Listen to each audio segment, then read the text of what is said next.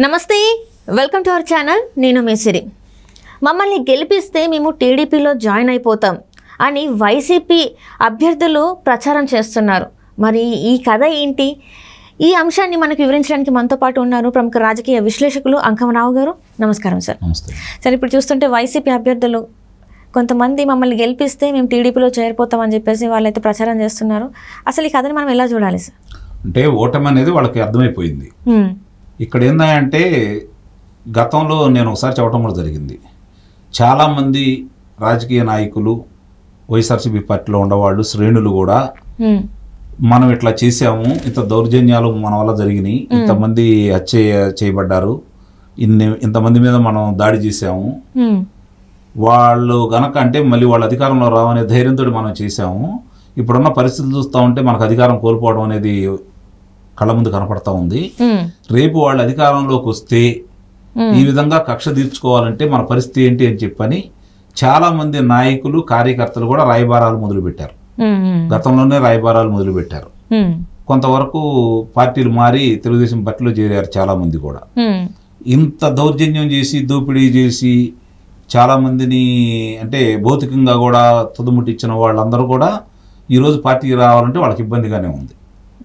ఎందుకంటే వీళ్ళు చేర్చుకోవడానికి వీళ్ళు సిద్ధంగా లేరు. జరుగుతున్న పరిణామాలు చూసుకుంటా ఉంటే రగిలిపోతూ ఉన్నాయి అక్కడ శ్రేణులు. వాళ్ళకి ఏందంటే ఇంతకుముందు జరుగుతున్న పరిస్థితులు వేరు, ఈరోజు జరిగే పరిస్థితులు వేరు.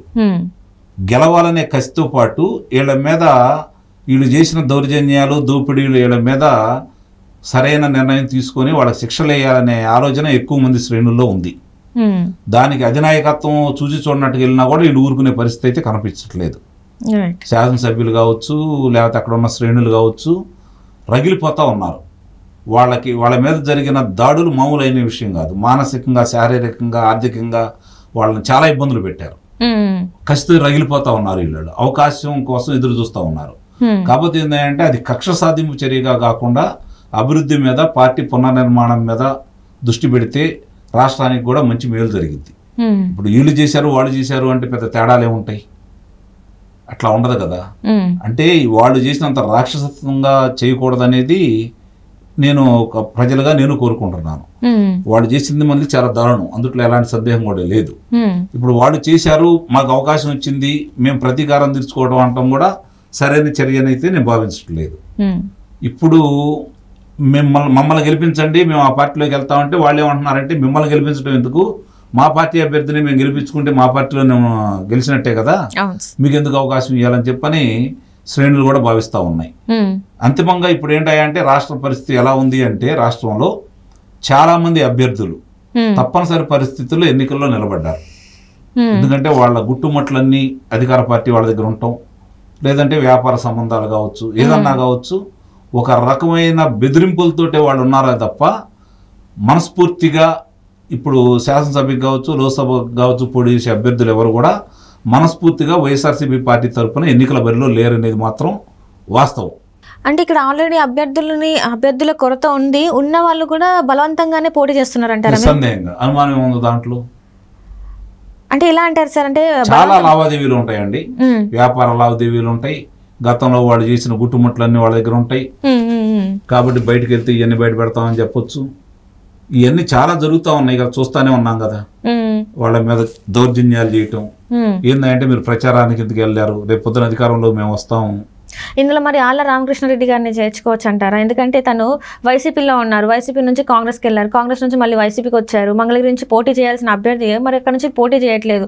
ఆయనకి మీరు అన్నట్టు ఆయనకి చెందిన ఏమైనా సీక్రెట్ విషయాలు బయట పెడతామని చెప్పేసి అనడం వల్లనే మళ్ళీ వైసీపీలోకి వచ్చారంటారా? తత్వం ముందే బోధపడింది అతనికి.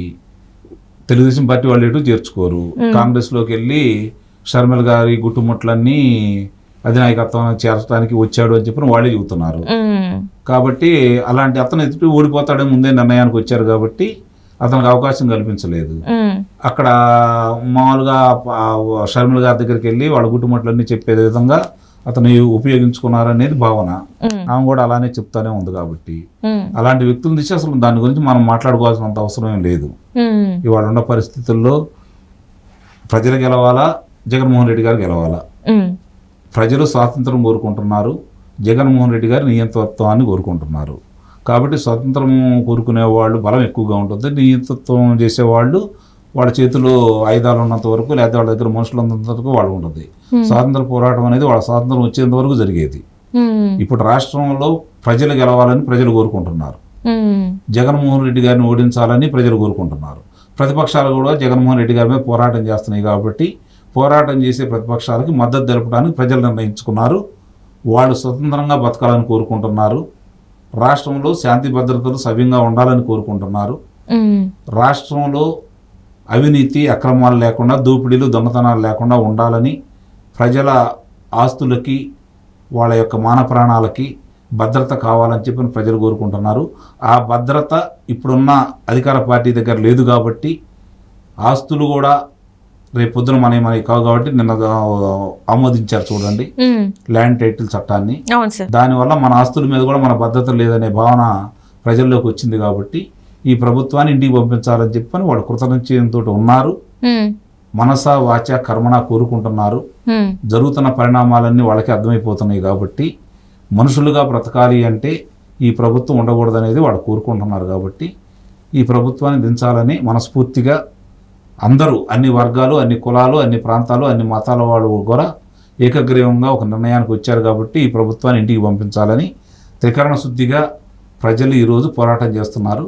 వాళ్ళ పోరాటం విజయవంతం అవుతుందని పార్టీ, ఇప్పుడున్న అధికార పార్టీ అధికార మార్పిడి జరుగుతాం అనేది తథ్యం అనేది అయితే నేను తెలియజేస్తున్నాను. అంటే ఇక్కడ మీరు తీసుకొచ్చారు సార్, ఏంటంటే ఈ ఏదైతే ల్యాండ్ గురించి, ల్యాండ్లో ఒరిజినల్ డాక్యుమెంట్స్ గవర్నమెంట్ దగ్గర ఉండాలి అని చెప్పేసి. ఎందుకంటే ఇక్కడ చూస్తుంటే ఆంధ్రాలో ఇంకా ప్రభుత్వ భూములు అయితే అన్ని తాకట్లో ఉన్నాయి. ఇప్పుడు ప్రజల భూములు మాత్రమే ఉన్నాయి. వాటిని కూడా తాకట్టు పెట్టడం కోసమే ఇలాంటి ఒక యాక్ట్ తీసుకొచ్చారని చెప్పేసి కూడా వార్తలు వస్తున్నాయి. నిజంగానే మరి అది జరిగే అవకాశం ఉందంటారా? ప్రజల ఆస్తులను కూడా వీళ్ళు తాకట్లు పెట్టే అవకాశం ఉందంటారా? నిస్సందేహంగా తాకట్టు పెడతా వాళ్ళ దగ్గర ఉంటే, అందులో అనుమానమే ఉంది. అందుకోసమే దీన్ని తీసుకొచ్చేసారు. కాకపోతే ఏంటంటే ఇప్పుడు ఆపధర్మ ప్రభుత్వానికి ఆ చట్టం చేసే హక్కు ఉంటుందా? ఇది లేదు నాకు తెలిసి. ఆ హక్కును వాళ్ళు ఎలా తీసుకొచ్చారు దాని మీద న్యాయస్థానంలో ప్రజలు అలాగే ప్రతిపక్షాలు కూడా పోరాడాలి. రేపెట్టు అధికార మార్పిడి జరిగిన తర్వాత దీన్ని తొలగించాలని చెప్పి ఆయన కూడా చెప్పాడు. కాబట్టి చంద్రబాబు నాయుడు గారు కూడా హామీ ఇచ్చున్నారు. కాబట్టి నిస్సందేహంగా రేపు పొద్దున అధికార మార్పిడి జరిగిన తర్వాత ఈ చట్టాన్ని రద్దు చేస్తారని అయితే నేను భావిస్తున్నాను. అంటే ఎందుకు సార్ ఆపధర్మ ముఖ్యమంత్రిగా ఉన్నా కూడా ఈ యాక్ట్ ఎలా కొన్ని నిర్ణయాలు చేయకూడదు మరి ఎలా తీసుకున్నారు అసలు? అంటే దాన్ని ఎలా ఆమోదించారు అధికారులు అనేది కూడా $1 మిలియన్ ప్రశ్న. అంటే ఏం జరిగి ఉంటుంది వెనకాల? మరి అంటే ఏం లేదు, భయపెట్టాడా, వాళ్ళని ప్రలోభ పెట్టాడా అనేది తెలియాలి. ఇప్పుడు అధికారులకి వాళ్ళ ఆస్తులతో సంబంధం లేదు కదా, ప్రజల ఆస్తులు కదా. వాళ్ళ ఆస్తులు ఇటు వాళ్ళు కాపాడుకుంటూ ఉంటారు. అధికారులు అనేవాళ్ళు ప్రజలే కదా నాశనం అయిపోయేది. ప్రజల ఆస్తులనే కదా వాళ్ళు ఇట్లా చేసేది. కాబట్టి వాళ్ళు చేస్తారు. మరి వాళ్ళకి ఏం ఆశ చూపాడా, లేకపోతే భయపెట్టాడా, కానుకలు ఇచ్చాడా అనేది తర్వాత బయటకు వచ్చేస్తాయి.